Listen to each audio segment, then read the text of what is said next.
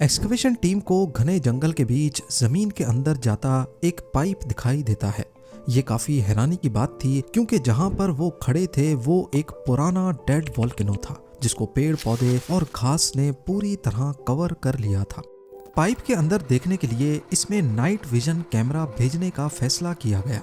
जब कैमरा अंदर गया तो करीब 30 मीटर नीचे जाने के बाद एक बहुत बड़े टनल का मंजर कैप्चर किया गया। ये 7 मार्च 2018 का दिन था और एक्सकवेशन टीम साउथ पोलैंड के शहर लुबान के करीब जमीन से 30 मीटर नीचे कुछ अनोखा देखने वाली थी। जेम टीवी की वीडियोस में एक बार फिर से खुशामदीद। इस टनल के अंदर जब कैमरा घुमाया गया तो वहां पर हैरत अंगेज तौर पे उनको एक पटरी दिखाई दी। अभी वो इसी कश्मकश में थे कि यहाँ पटरी का क्या काम, तो दूर खड़ी एक माइन कार्ट ने उनकी तवज्जो अपनी तरफ कर ली। जब लोकल अथॉरिटीज को मालूम पड़ा तो वो वर्ल्ड वॉर 2 के जमाने में एक खो जाने वाले टनल का मैप लेकर आए। मालूम पड़ा कि ये टनल करीब 80 साल पहले वर्ल्ड वॉर 2 के दौर में बनाया गया था और पिछले कई सालों से लोकल अथॉरिटीज इसी टनल की तलाश कर रही थी। इस टनल की एंट्रेंस को भारी पत्थर रखकर बंद किया गया था, जिसके आगे सालों की मिट्टी और घास भूस ने इसकी एंट्रेंस के निशानात भी मिटा दिए। लेकिन अंदर से ये टनल हूबहू मैप पर दिखने वाले टनल से मैच कर रहा था। इसके अंदर पटरी और माइन कार्ट देखकर ऐसा मालूम होता है कि ये वर्ल्ड वॉर 2 के दौर में सामान स्टोर करने के काम आता था। टनल में मौजूद अक्सर लोहे के सामान को जंग लग चुका था। यहाँ से बेलचा, ड्रिल बिट्स और कुडाल जैसे टूल्स उसी हालत में मिले जैसे उनको 80 साल पहले नाज़ी मिलिट्री के सोल्जर्स ने रखा था। वर्ल्ड वॉर 2 के दौरान नाज़ी जर्मनी और जापान जैसी कंट्रीज से मुकाबला था अमेरिका और ब्रिटेन जैसे मुल्कों का। इस दौरान हिटलर की फौज ने हजारों की तादाद में अंडरग्राउंड बंकर्स बनाए थे। शुरुआत बेशक हिटलर ने की थी, लेकिन बाद में अलाइड फोर्सेस ने भी अंडरग्राउंड टनल्स और बंकर्स का इस्तेमाल करना शुरू किया। वर्ल्ड वॉर 2 के दौरान बंकर्स काफी स्ट्रेटेजिक इंपॉर्टेंस रखते थे और इनका मकसद डिफेंस और ऑफेंस दोनों के लिए था। यानी कहीं पे इनका काम दुश्मन के हमलों से बचना होता तो कहीं ये दुश्मन पर हमला करने के लिए काम आते थे। ये बंकर्स दुश्मन की एयर स्ट्राइक्स और आर्टिलरी शेल से हिफाजत करते और सोल्जर्स को एक सिक्योर बेस फराम करते थे। डिफेंसिव बंकर्स को फ्रंट लाइन पर इस तरह डिजाइन किया जाता कि वो दुश्मन के हमलों को रोक सकें, जैसे जर्मनी की अटलांटिक वॉल, जो अलाइड फोर्सेस के हमलों के खिलाफ एक मजबूत रुकावट थी। साथ ही कुछ बंकर्स को प्लानिंग के लिए यूज किया गया, जहां से कमांडर्स अपने ऑपरेशंस को सीक्रेटली मैनेज करते। वर्ल्ड वॉर 2 में इतने ज्यादा अंडरग्राउंड बंकर्स और वार रूम्स कंस्ट्रक्ट किए गए थे कि आज भी इनकी गिनती करना पॉसिबल नहीं है, क्योंकि इनमें से हजारों की तादाद में आज भी जमीन के अंदर कहीं दफन है। कहा जाता है कि वर्ल्ड वॉर 2 में अलाइड पावर्स और एक्सिस पावर्स ने अंडरग्राउंड बंकर्स पे इतना खर्चा किया था कि पूरी दुनिया में लोहे और सीमेंट की शॉर्टेज हो गई थी। एक एस्टीमेट के मुताबिक इन तमाम बंकर्स को बनाने में लगभग आज के 500 बिलियन से 1 ट्रिलियन डॉलर्स का खर्चा आया। यूं समझ लें कि अमेरिका की अफगानिस्तान में चलने वाली 20 साला जंग में रोजाना 300 मिलियन डॉलर्स खर्चा आता था, तो वर्ल्ड वॉर 2 में बंकर्स बनाने में रोजाना 460 मिलियन डॉलर्स। ये तो वो खर्चा है जो सिर्फ कंस्ट्रक्शन में हुआ। वर्ल्ड वॉर 2 में मैन पावर, लॉजिस्टिक्स और एम्यूनेशन के खर्चे का अंदाजा लगाना भी मुश्किल है। आइए इतिहास की तल्ख यादों में जाकर चंद बंकर्स के बारे में जानते हैं। दी अटलांटिक वॉल एक बहुत बड़ा कोस्टल डिफेंस सिस्टम था जो नाज़ी जर्मनी ने वर्ल्ड वॉर 2 के दौरान बनाया। ये 2400 माइल्स या 3800 किलोमीटर तक यूरोप के कोस्ट लाइन पर फैला हुआ था, जिसका मकसद समंदर से अलाइड फोर्सेस के हमलों से बचना था। 1940 से 1944 के दरमियान बनाए गए इस सिस्टम में हजारों बंकर्स, एम्यूनेशन डिपो और किले शामिल थे। उस वक्त हिटलर का फ्रांस के कई इलाकों पर भी कब्जा था। अटलांटिक वॉल का एक हिस्सा नॉर्दर्न फ्रांस के इलाके नॉर्मंडी में भी फैला हुआ था, जहां लॉन्जेस सरमर नामी आर्टिलरी बैटरी इंस्टॉल की गई। ये बंकर्स हैवी बम्बार्डमेंट्स को फेस करने और हमलों के वक्त डिफेंसिव फायर देने के लिए डिजाइन किए गए थे। नॉर्वे की बात की जाए तो इसका निचला हिस्सा नॉर्थ अटलांटिक ओशन से आने वाली अलाइड फोर्सेस को रोकने के काम आ सकता था, तभी हिटलर ने यहाँ पर भी अटलांटिक वॉल के कुछ हिस्से गाड़े हुए थे। यहाँ पर क्रिस्टियन सैंड जैसे फोर्ट्रेसेस नेवल रूट्स को प्रोटेक्ट करते थे। इसके अलावा नेदरलैंड्स भी उस वक्त नाजी के कंट्रोल में था और यहाँ पर नॉर्थ अटलांटिक के कोस्ट पर हजारों सेफनियन नामी बंकर्स बनवाए गए थे।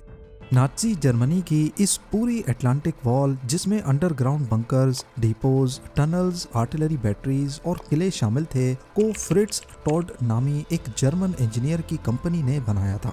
2,60,000 वर्कर्स, जिनमें ज्यादातर कैदी थे, उनसे ये तमाम स्ट्रक्चर्स सिर्फ 2 से 4 सालों के दरमियान जबरदस्ती बनवाए गए। आज भी अटलांटिक वॉल के कुछ पार्ट्स हिस्टोरिकल मॉन्यूमेंट्स के तौर पे मौजूद हैं, जो वर्ल्ड वॉर 2 की इंजीनियरिंग और उस पर होने वाले खर्चे का एहसास दिलाते हैं। जब हिटलर ने अटलांटिक वॉल बनाई तो उस वक्त अलाइड पावर्स के वहमो गुमान में भी नहीं था कि आगे चल के उनको कितनी मुश्किल का सामना करना पड़ेगा। फिर 1942 में एक वाकया हुआ जिसने अमेरिका और ब्रिटेन की आंखें खोल कर रख दी। कैनेडियन फोर्सेस, जो अलाइड पावर्स का हिस्सा थीं, उन्होंने फ्रांस के इलाके डिएप पर एक हमले की प्लानिंग की, जिसको आज डिएप रेड के नाम से याद किया जाता है। इस हमले का मकसद हिटलर की बनाई गई अटलांटिक वॉल को समझना था कि आखिर वो काम कैसे करती है। इन मजबूत कंक्रीट बंकर्स ने अलाइड अटैक को बुरी तरह नाकाम बना दिया। अलाइड ट्रूप्स जो कोस्ट लाइन पर लैंड करने की कोशिश कर रहे थे, वो नाजी जर्मनी के पावरफुल क्रॉस फायर का शिकार बन गए। ये अलाइड फोर्सेस के लिए एक बहुत बड़ा झटका था, क्योंकि उनको अटलांटिक वॉल की मजबूती से इतनी तवक्को नहीं थी। इस मिशन में 6,000 अलाइड सोल्जर्स आए थे, जिसमें से 3600 या तो मारे गए या फिर नाजी के हाथों कैदी बन गए। डिएप रेड के बाद अलाइड फोर्सेस को समझ आ गया कि अगर उन्हें हिटलर की हुकूमत पर कामयाब हमला करना है तो उन्हें भी बंकर्स और डिफेंसिव सिस्टम की प्लानिंग में काफ़ी इन्वेस्टमेंट करनी होगी। लिहाजा यूनाइटेड किंगडम, फ्रांस और सोवियत यूनियन समेत कनाडा में भी बंकर्स और टनल्स की कंस्ट्रक्शन में खूब खर्चा किया गया। चर्चिल वॉर रूम्स एक अंडरग्राउंड कॉम्प्लेक्स था जो लंदन में बना था। ये वर्ल्ड वॉर 2 के दौरान British prime minister Winston Churchill का हेडक्वार्टर था। ये कॉम्प्लेक्स स्पेशली इसलिए डिजाइन किया गया था कि नाजी जर्मनी की एयर स्ट्राइक से महफूज रहा जा सके। फ्रांस की मैजिनो लाइन, जो वर्ल्ड वॉर 1 के बाद बनाई गई थी, यहाँ भी नए अंडरग्राउंड बंकर्स और टनल्स बनाए गए। फ्रांस को यकीन था कि ये सिस्टम उनकी हिफाजत करेगा, लेकिन वर्ल्ड वॉर 2 में जर्मनी ने मैजिनो लाइन को साइड लाइन करते हुए बेल्जियम के रास्ते से फ्रांस पर कब्जा कर लिया। दुनिया के दूसरे कोने में जापान, जो वर्ल्ड वॉर 2 में हिटलर का साथ दे रहा था, वहां पर भी सैकड़ों अंडरग्राउंड बंकर्स खोदे गए। ईओ सीमा के अंडर एक पूरा नेटवर्क बनाया गया, जिसमें hidden artillery positions, storage rooms और लिविंग क्वार्टर्स शामिल थे। ये टनल्स अलाइड फोर्सेस के हमले के वक्त सरप्राइज अटैक्स के लिए यूज होते थे। ओकानावा के बंकर्स और टनल्स ज्यादा बड़े पैमाने पर और पेचीदा थे, जहां हजारों जापानीज सोल्जर्स डिफेंस और रेजिस्टेंस के लिए पोजीशन में रहते। ये डिफेंसिव सिस्टम अलाइड इन्वेजन्स को डिले करने और ज्यादा से ज्यादा को मौत के घाट उतारने के लिए डिजाइन किया गया था। वर्ल्ड वॉर 2 के दौरान तमाम कंट्रीज के बनाए जाने वाले बंकर्स की इंजीनियरिंग किसी चमत्कार से कम नहीं है। एक तो जंग का समा, ऊपर से हर चीज की शॉर्टेज, और इन सब चैलेंजेस के साथ साथ हर गुजरते लम्हे एयर स्ट्राइक का खतरा रहता। और तो और अंडरग्राउंड टनल्स की कंस्ट्रक्शन में वर्कर्स की दम घुटने से मौत भी हो जाती थी। लेकिन इन सब चैलेंजेस के बावजूद हजारों बंकर्स ना सिर्फ बनाए गए, बल्कि इनमें से काफी सारे तो आज तक जमीन के नीचे उसी हालत में छुपे हुए हैं, खास तौर पर जो एक्सेस पावर कंट्रीज में बनाए गए थे, क्योंकि वर्ल्ड वॉर 2 के बाद जब उनका राज वहां से खत्म हुआ, उस वक्त या तो वहां से सोल्जर्स बंकर की एंट्रेंस को बंद करके भाग गए या फिर उसी के अंदर मर गए। लिहाजा किसी को पता ही नहीं चला कि कौन सा बंकर किस लोकेशन पे बना था। एक तरीका था इन तमाम बंकर्स और टनल्स की लोकेशन पता लगाने का, और वो था हिटलर की गवर्नमेंट के पास मौजूद सीक्रेट डॉक्यूमेंट्स। लेकिन वो भी या तो जला दिए गए या फिर किसी ऐसी जगह छुपाए गए जिसका सिर्फ उसी को पता था जिसने ये छुपाए थे। और खास तौर पर इन बंकर्स को कैमोफ्लाज करके बनाया जाता, यानी नेचुरल टेरेन में इनको ऐसे बनाया जाता कि किसी को भी पता ना चले कि यहाँ मिलिट्री बंकर है। इसी वजह से जंग के बाद ये बंकर्स छुपे के छुपे ही रह गए। अंडरग्राउंड बंकर्स के लिए स्पेशल वेंटिलेशन सिस्टम्स बनाए गए जो ताज़ा हवा को बंकर के अंदर लेकर जाते और कार्बन डाइऑक्साइड को बाहर। नाज़ी लीडर एडोल्फ हिटलर ने अपने दौरे राज में कई बंकर्स का सहारा लिया। उनके ज़ेरे इस्तेमाल मशहूर ज़माना बंकर्स थे ईगल नेस्ट, जिसे कील स्टाइन हाउस भी कहा जाता है। ये जर्मनी के ओबेरसेल्ज़बर्ग एरिया में 6000 फीट की ऊंचाई पर नाज़ी लीडरशिप की सीक्रेट मीटिंग्स और रिलैक्सेशन के लिए बनाया गया था। कंक्रीट और ग्रेनाइट को इस्तेमाल करते हुए इसमें बॉम्ब प्रूफ जैसी खसूसियात रखी गई थी। हिटलर का दूसरा मशहूर बंकर बर्लिन में मौजूद फ्यूरर बंकर के नाम से मशहूर है। 1944 में बनाया जाने वाला ये बंकर सिर्फ बंकर नहीं था बल्कि ये पूरा हेडक्वार्टर था। बंकर को इस तरह डिजाइन किया गया था कि वो अलाइड बॉम्बिंग्स और आर्टिलरी से महफूज रहे। यहाँ हिटलर ने अपने आखिरी दिन गुजारे और 30 अप्रैल 1945 को यहीं अपनी जिंदगी खत्म की। आज इस बंकर का कोई हिस्सा भी सरफेस पर नहीं दिखता, लेकिन ये जगह वर्ल्ड वॉर 2 की हिस्ट्री का एक डार्क चैप्टर रहा है। अब बात करते हैं हिटलर के एक ऐसे बंकर की जहां उन्होंने जंग के सबसे ज्यादा दिन गुजारे। ये वुल्फ्स लेयर नामी बंकर कम बल्कि कोई किला ज्यादा लगता है जो नॉर्थ जर्मनी में मौजूद जंगल के बीच में मौजूद है।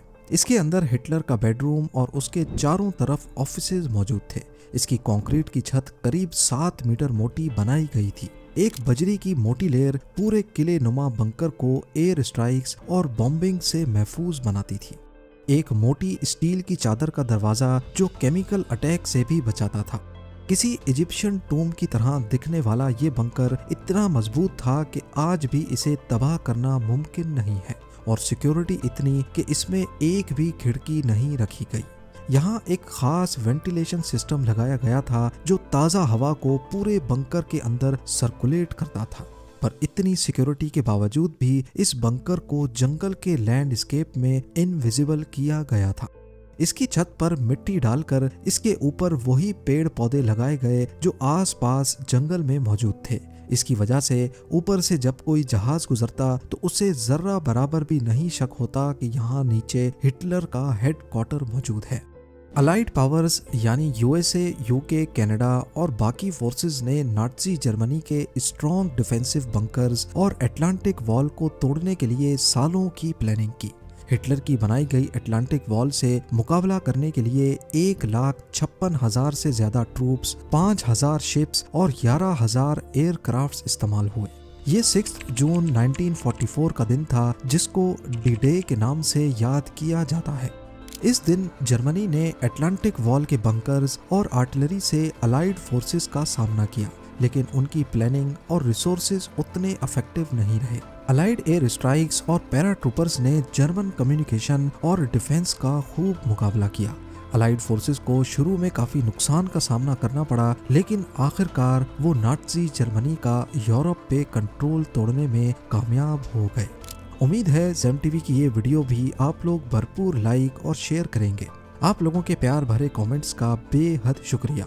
मिलते हैं अगली शानदार वीडियो में।